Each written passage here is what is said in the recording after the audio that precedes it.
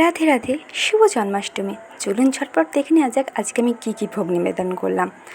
প্রথমে আমি ক্যারামেল তৈরি করে নেবো, ক্যারামেল শিরা। সেজন্য চিনিটাকে গলিয়ে নিয়েছি। এরপর যখন জল দেওয়া হবে ওর মধ্যে দেখব সমস্ত চিনিগুলো নিচে লেগে আছে। একদম ভয় পাওয়ার দরকার নেই, আস্তে আস্তে চিনিটা লো ফ্লেমে রাখলে গলে যাবে। এবার এখানে তেজপাতা দিয়ে দিলাম, দিয়ে এটা একদম লো ফ্লেমে রাখবো। আমি এদিকে চটপট করে এখানে আমি মালপোয়া ভাজবো, সেজন্য সুজি নিয়ে নিলাম, তার মধ্যে চিনি নিয়ে নিচ্ছি। এটা গলাতে দিতে হবে, সেই জন্য এখানে জল দিয়ে দিলাম। আর কাজু কিশমিশ যা ড্রাই ফ্রুটস আছে তা দিতে পারেন, আর একটু মৌরি দিলাম, সেন্টটা খুব সুন্দর আসবে বলে। এবার আমি তালের বানাবো লুচি। সেজন্য যতটা তালে পাল্প নিয়েছি ততটাই ঠিক ময়দা নিয়েছি, ভালো করে মেখে নেব। আর এদিকে তালে বড়ার জন্য এখানে আমি তালের পাল্প নিয়েছি, চিনি, সুজি, এটা আমি দিয়ে মাখিয়ে রেখেছি ঠিক, আর একটু অল্প করে মৌরি। এবার তালের লুচির জন্য আমি ভালো করে ময়দাটাকে মাখতে শুরু করলাম। সুন্দরভাবে মাখিয়ে নিতে হবে। দেখবেন তালের পাল্পের জন্যই মাখানো হয়ে যাবে, জল লাগবে না, খুব সামান্য জল লাগবে। ভালো করে মাখা হয়ে গেলে এখানে আমি ময়ামের জন্য তেল দেবো। আমি তেলটা প্রথমে ইউজ করিনি, আমি এটা মাখিয়ে নেওয়ার পর তেল দিয়ে একটু মাখিয়ে রাখবো। এবার ঢেকে রাখার পরে আবার একটু মাখিয়ে নেবো ভালো করে। এই দেখুন এদিকে রসটা হয়ে গেছে। আমি এখানে দুটো এলাচ গুঁড়ো করে দিয়ে দিয়েছি। রসটা খুব বেশি গাঢ় করবো না, হালকা যখন দেখবেন চিটচিটে ভাব হয়ে গেছে তখন নামিয়ে দেবেন। আমি ওখানে রসটা নামিয়ে দিয়ে চলে এসেছি। এবার আমি ভালো করে ময়দাটা আবার ঠেসে নেব, ঠেসে নিয়ে লইগুলো করে নিয়ে ভালো করে লুচিগুলো বেলে নেব। সব লুচির শেপগুলো অবশ্য আমার গোল গোল হয়নি, কোনোটা একটু ব্যাকা হয়েছে।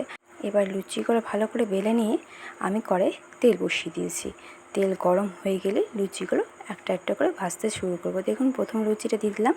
প্রথম লুচিটা গ্যাসটা ফ্লেমটা বেশি ছিল বলে তলা দিকটা পুড়ে গেছে, দেখবেন পুরো কালো হয়ে গেছে আর ফোলেওনি ভালো করে। এই দ্বিতীয়টাও তাই হবে। তারপরে থেকে লুচিগুলো আমার ঠিকঠাকভাবে সব ফুলে গেছিলো। দেখবেন আমি এবার একটু প্রথমে লুচিটা উল্টে নিলাম। এখানে আমার দুটো লুচি একসঙ্গে ভাজা হয়ে যাচ্ছিলো, কারণ তেলটা অনেকটা পরিমাণে আমি বেশি দিয়েছিলাম। প্রথমে লুচিটা পুড়ে গেছে, প্রথমে লুচিটা ঠাকুরকে দেওয়া হবে না, আর দ্বিতীয় লুচিটাও খুব একটা ভালো ফোলেনি, আমার পছন্দ হয়নি একটু, ওই জন্য ওই দুটোকে আমি সাইডে রেখে দিয়েছিলাম।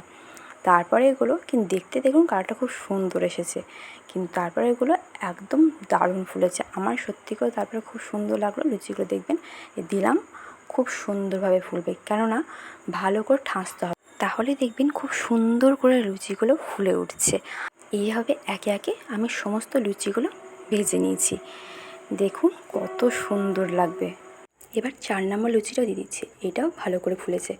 এবার লুচিগুলো সমস্ত ভেজে নেওয়ার পর পালা তালের বড়া, যেটা সবথেকে স্পেশাল জিনিস। এবার তালের বড়াটা ভাজতে শুরু করবো। দেখুন আগে লুচিগুলো টপকা হয়ে গেছে, দেখুন সব লুচিগুলোই প্রায় ফুলেছে, এগুলো আগে ভেজেছি সেই জন্য। এবার তালের বড়াটা ভালো করে ঘেঁটে নিয়ে, এখানে আমার তোলা হয়নি ভিডিওগুলো, আমি দেওয়ার পর আমি তুলেছি, ভুলে গেছিলাম মাঝে তুলতে। আর তালের বড়াগুলো প্রচণ্ড স্পঞ্জি এবং ফুলেছে। এবার আমি তৈরি করবো মালপোয়া, সেই জন্য যে সুজিটা আমি ভিজিয়ে রেখেছিলাম এখানে নিয়ে নেব, কারণ তালের বড়া আমি সমস্তটা ভাজিনি, ওর মধ্যে মিশিয়ে নেব ভালো করে।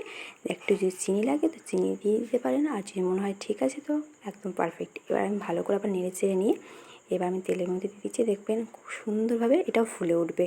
ফাটা যত সুন্দর হবে জিনিসটা খুব স্পঞ্জি হয়, আর তেলের মধ্যে ভেসে ওঠে, আর খেতে খুব সুস্বাদুও লাগবে। লাল লাল হয়ে গেছে, এবার চিনির রসে আমি যেটা শিরা তৈরি করেছিলাম সেখানে আমি দিয়ে দিলাম। এভাবে সমস্ত মালপোয়াগুলো ভালো করে ভেজে নিয়েছি। আবার ওই পাত্রের মধ্যে আমি দিয়ে নেব তালের পাল্প, আর নিয়ে নিলাম একটু ময়দা আর দুধ আর চিনি আর সুজি ভেজানো যে জলটা ছিল, চিনি মৌরি ভেজানো টাইপের, খুব সুন্দর একটা সেন্ট আসবে, ওই জন্য ওই জলটা আমি কিছুটা দিয়ে নিয়েছি।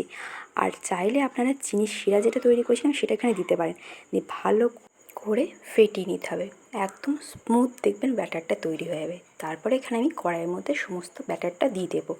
ব্যাটারটা দেওয়ার পরে গ্যাসের ফ্লেমটা অবশ্যই লোয়ে রাখবেন, আর ভালো করে নাড়াতে হবে, একদম হাত বন্ধ রাখলে হবে না, তাহলে কড়াইয়ে লেগে যেতে পারে আর খেতে স্বাদ ভালো আসবে না।